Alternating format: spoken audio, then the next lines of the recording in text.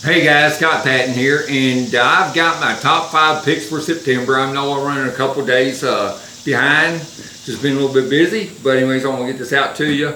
You know, September, especially in this part of the country, you know, I live in Tennessee, of course, but September is usually still a warm month. You know, things will start cooling off some, we'll start getting some breaks in the weather and stuff like that.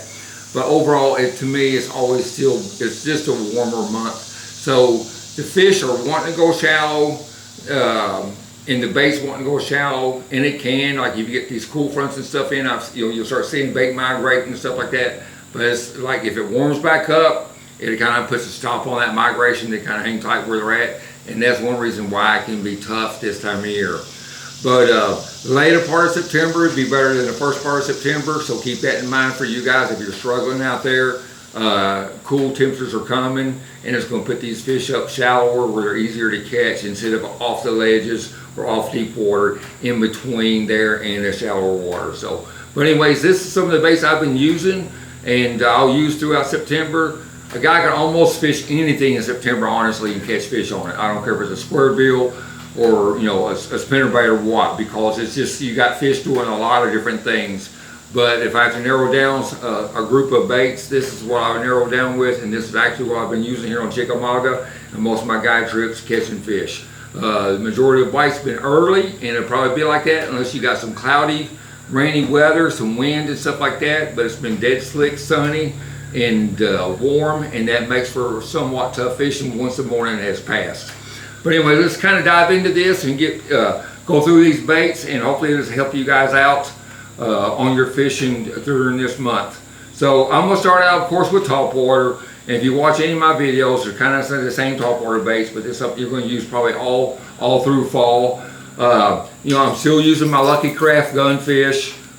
This Tennessee shad pattern has been doing really well for us. Some days, you know, I can catch, you know, anywhere from, I don't know, I'm going to say 8 to a dozen fish in the morning, the first couple hours on this.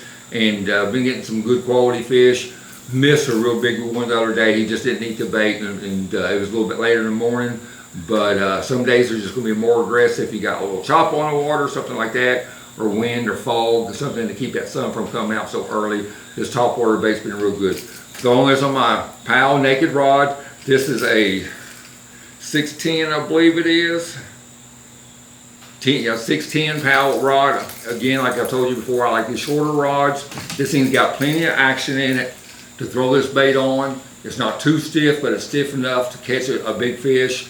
But this bait, you can really walk these topwaters a lot better with. I had a guy just the other day, he had a rod, had a long handle on it. He's trying to walk it at a 7-foot rod. He just couldn't do it because you got too much rod in the way. These shorter rods, these 610 rods, I don't care if you're using the naked or the endurance, is a great topwater rod because it's got a shorter handle. It tucks in your arms right there. It's not up underneath your shoulders, stuff like that. It's easier to get a walking action down close to the water. You want to work this bait down towards the water like that, and that bait's going to walk for you so much easier. It's going to be less stress right here on your arm, you guys. So if you're not using that 610 rod, you might want to get you some. And then again, like I've told you before, it's a great jerkbait rod too. So And you know, this is going to be kind of just topwater, you know, for this time of year. You know, from day to day, depending on body of water you're fishing, depends on how your fish are, what kind of mood they're in, what they're reacting to. But I've always done real good, again, on my Kelly J, my Lucky Craft Kelly J prop bait. Catch a lot of fish on them. Every day we catch some fish on this. It's a good bait, and it's just a bait, and it's something that these fish are not seeing a lot. But again, I'm throwing this on my Powell rod. Throwing on 17-pound test mono. I will go to 20, but I like 17 because it's heavy enough to catch a big fish, and it's just a little bit lighter than 20. If it's cloudy and windy, I can get more distance out of the bait, but I still got the strength I need, okay? So the next bait I'm gonna go into is probably one thing that's been working, our second best bait to be catching them on here in the last few weeks. And I see it going in through September because, you know, it's just a fish catching bait. And that's going to be your jackhammers, okay? And you know, when you're going to, I've been using mostly all shad patterns. You know, you can see this, and here's got a gold blade on it. I got a little fluke tail on the end of that, so it makes real good action, just a natural shad color. Been catching a lot of fish on it. And it's been day to day. Again, if you got some foul weather, some wind, of course that bait's gonna be a whole lot better. But every day I've just been looking for dirtier water, throwing this pretty slow and anywhere from 4 foot or less. But that's gonna be a good bait through September. Also, you guys fishing around stumps, riprap, any kind of shallow cover. Don't fish it too fast. You know, you want to play with that, but usually on that jackhammer, I'll fish it medium slow to medium retrieve, trying to keep it about around 3 to 4 foot deep in the water. Throw it on 17 or 20 pound test Seaguar fluorocarbon line. You want a good heavy line because it will catch you some big fish. So that's number 2 for me. And I'm gonna go to a spinnerbait, you guys. We're gonna start getting more winds. When we start getting these hurricanes and stuff on the coastlines, it pushes up weather that usually kind of triggers our fall change.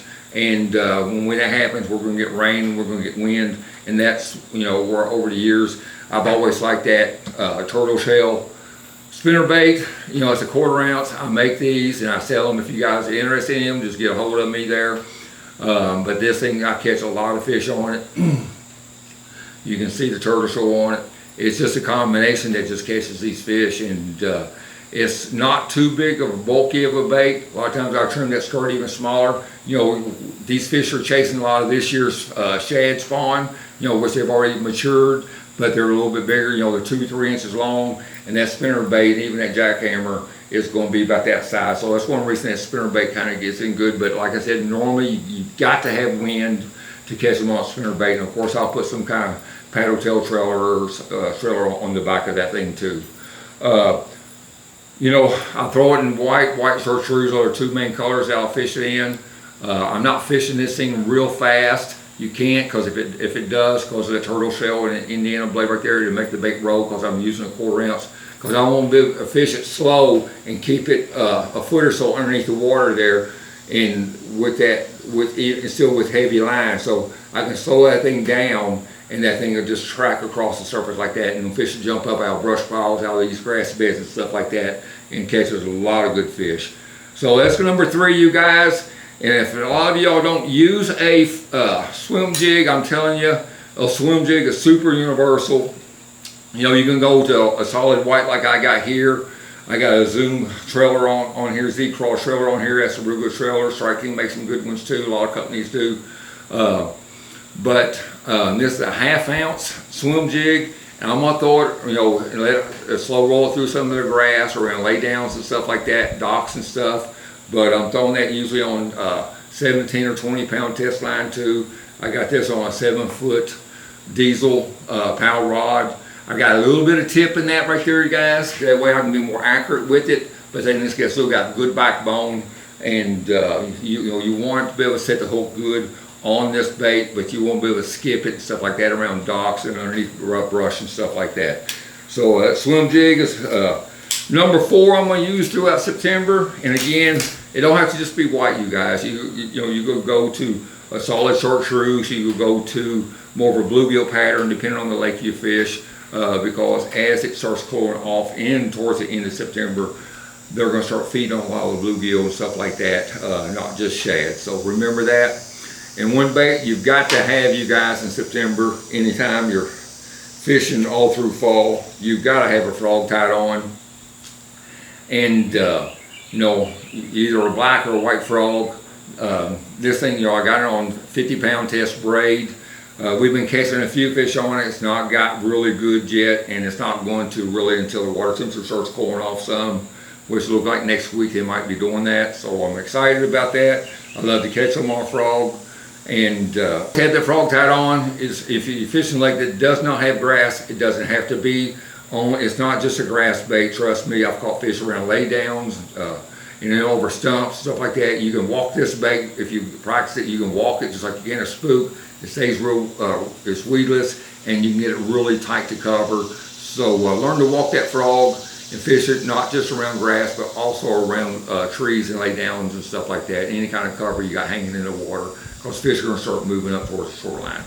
So that's kind of rundown. And like I said from the beginning of this video, you could really catch fish on so many different baits through this month because fish are migrating. You got fish out deep, you got fish moving up a foot of water. You know, certain fish are going to do certain things, and depends on how the makeup of your lake, on just how fast they move. You know, a deeper lake will take longer to cool off than a shallower lake. So if you got a big lake that you're fishing, you might want to maybe focus on the river end of it or way back in the creeks, because that water will cool off before the main lake will itself. But look for that bait movement on the surface and on your depth finders and stuff like that. When you start seeing that bait migrating, some fish are going to be migrating with it, you guys. I appreciate you watching. I'd like for you to subscribe for me if you will. I appreciate that too. And I got some guide trips. I got days all the way through November available. Then I'll be going to Okeechobee and guiding. So if you guys are interested in booking a trip, get a hold of me. I appreciate all you guys that have fished with me. I appreciate all you guys watching this. And I also appreciate all you guys that give me a shout when I just see you. Know, I don't care where I'm at, I see you out. But we all love to fish, and let's have a good time this fall and catch a bunch of fish. You guys, good fishing to you. Until next time.